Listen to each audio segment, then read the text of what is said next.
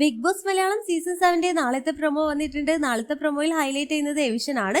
നാളെ രണ്ടുപേരാണ് big boss വീട്ടിൽ നിന്നും എവിക്റ്റ് ആവുന്നത്.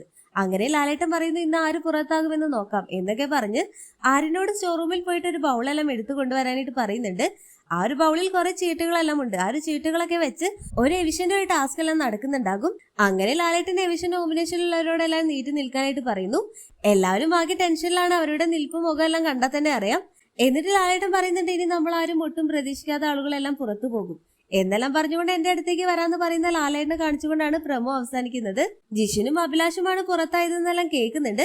അത് സത്യമാണോ എന്നെല്ലാം നമുക്ക് നാളത്തെ എപ്പിസോഡ് കണ്ടാൽ മാത്രമേ തീർത്തും പറയാനായിട്ട് സാധിക്കുകയുള്ളൂ. എന്തായാലും ജിഷിനൊക്കെ ഇപ്പൊ പോകേണ്ട ഒരു കണ്ടസ്റ്റന്റേ അല്ലായിരുന്നു. ജിഷിന് മുന്നേ പോകേണ്ട കുറെ പേരൊക്കെ അവിടെ നിൽപ്പുണ്ട്.